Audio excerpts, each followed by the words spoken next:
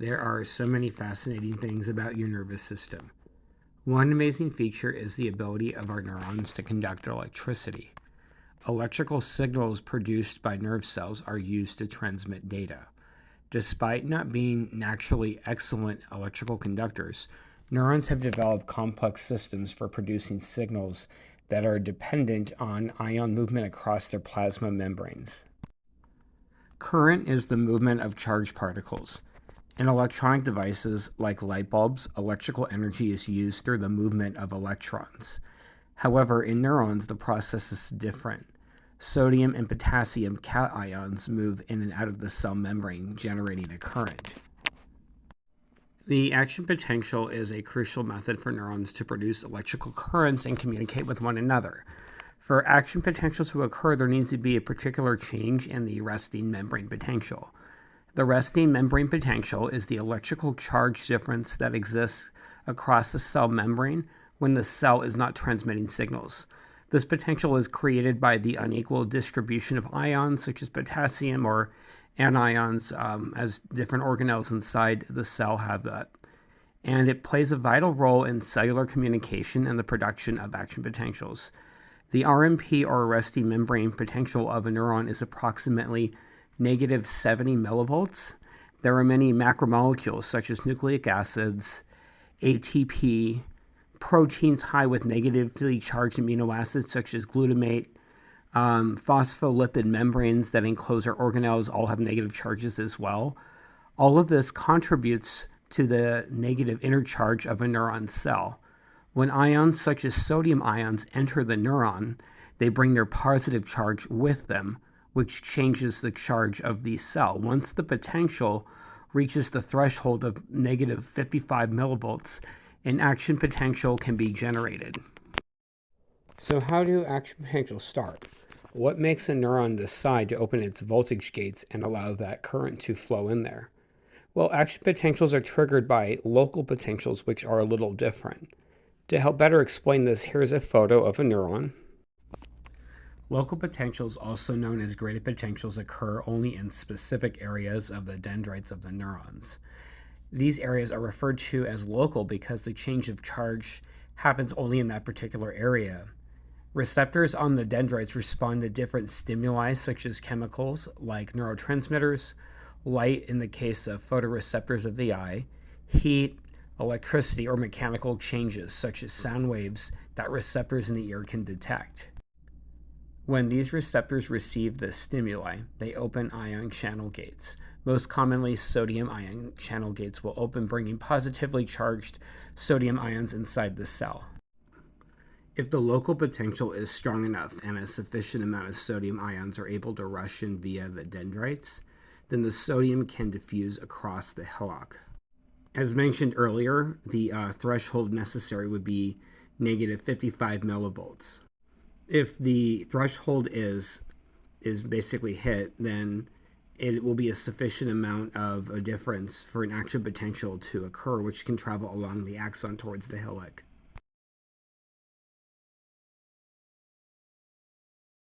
This graph shows us what happens during an action potential. I'm going to go into more detail, but I do want to explain a few phases here. First of all, this area on the side here is the millivolt charge that we're basically measuring. So this is positive 40 millivolts, this is 0, this is around minus 55 right here, and this is minus 70 millivolts, and that's where the resting membrane potential's at. During this process, when you see it start to go up, you'll see it hits the threshold at negative 55 millivolts. This is called depolarization, and it goes from a higher negative to a lower negative, basically.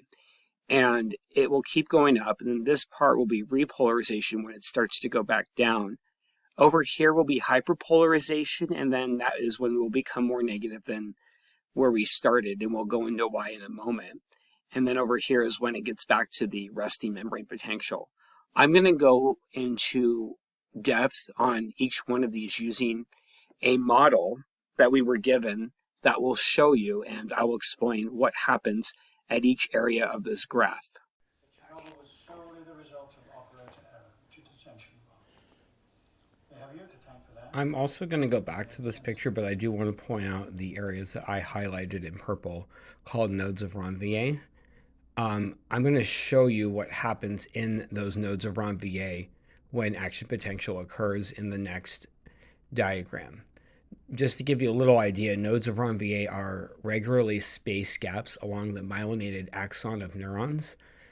These gaps are essential for saltatory conduction as they allow for faster and more efficient propagation of action potentials by enabling the electrical signal to jump from one node to another. This represents a piece of a neuron at the node of Ranvier. You can notice that the sodium ions are concentrated outside of the cell and the voltage sodium ion gates are closed. You will also see that inside the cell has large anions, which we mentioned earlier. Attracted to those anions are potassium ions. You can also notice that the potassium ion channel door is leaky and partially open. This means that some potassium ions can leave. However, the ones that we see here are attracted to the negative anions. This is the neuron at resting membrane potential. What I just showed you does correspond with the first part of this graph. When action potential starts during the depolarization process, you'll see here that the sodium voltage channel gates are now open while the original leaky voltage potassium gates are now closed. During this time, sodium ions will travel from the extracellular matrix to the inside of the neuron, which is from a high concentration to low concentration. When they do this, they will take their positive charge with them. This ultimately will change the charge of the cell from negative 70 millivolts to positive 35 millivolts. The inside has now gone from being negative to slightly positive. You'll also notice here, like the potassium ions, the sodium ions are also attracted to those negatively charged anions. This is the part of the graph that corresponds with what we also just saw as depolarization. You'll see that the voltage goes from negative to positive 30, and this graph indicates the details that we just witnessed on the model. When the neuron gets to about 35 millivolts positive, the gated sodium channels will close and the potassium ion channels will open again. The potassium, being more concentrated inside of the cell, will go from a higher concentration to a lower one, so it will exit the neuron. When this happens, it will take its positive charge with it, thus causing the charge of the neuron to become more negative again. So this is the area on the graph where we just discussed the repolarization. As we just showed with the model, the charge becomes more negative due to the loss of potassium ions. This happens because the sodium gates are shut, but the potassium gates are opened. The inside of the neuron becomes more negative as a result. In fact, this graph shows that we're on our way to becoming hyperpolarized. Right here, we are now in a hyperpolarized state. In this example, we'll estimate that this is roughly negative 85 millivolts. We're back to being negative, but there's an issue. The concentration gradients are not where they were. We have potassium outside the cell versus inside. We need to get the concentration gradients back. The way that we do this is the sodium-potassium pump. This pump uses ATP to remove 3 sodium ions and bring 2 potassium ions back in. We use ATP since the pump moves these ions against their gradient. This is how ATP brings the membrane back to its original gradients. This graph shows us where the hyperpolarization just took place. This is because, as shown earlier, a large amount of potassium leaves the cell. It's important to note that we use the sodium-potassium pump to restore our gradients while transitioning from negative 90 millivolts to negative 70 millivolts. Additionally, we must remember that the sodium doors are also closed at this point. However, the potassium door tends to be a little leaky, as we noticed when we first started the model. One important thing I want to mention is pushing 3 sodium ions out while pumping 2 potassium ions in would not be sufficient to bring a negative 90 millivolt back to a negative 70 millivolt. The sodium-potassium pump only returns the gradients Some of the potassium will come inside the neuron via the potassium leaky door, since it's highly negative inside. There are two forces at play. Although potassium would prefer to move from a higher concentration to lower concentration, as it would in diffusion, which is from inside the cell to outside, the negative electrostatic charge will attract some of the ions back in. So to conclude, the sodium-potassium pump, along with electrostatic attraction, work together to restore everything to its proper resting membrane potential, allowing action potential to eventually be able to occur again.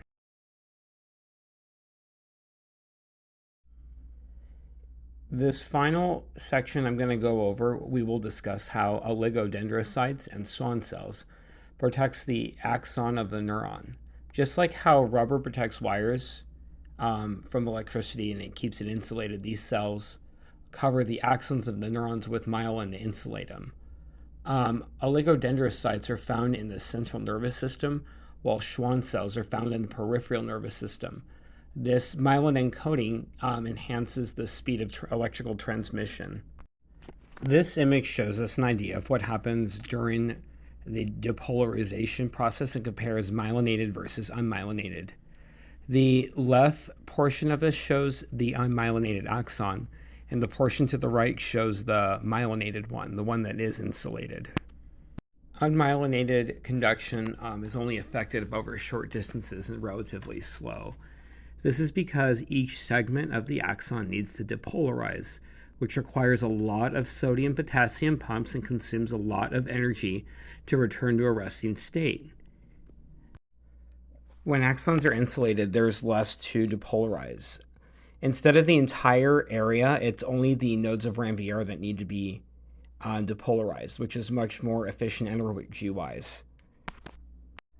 So kind of similar to electrical insulation, myelin also acts as an insulation and just makes it easier for signals to be transmitted.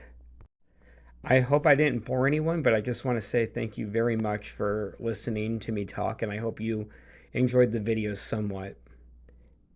Have a great rest of your summer.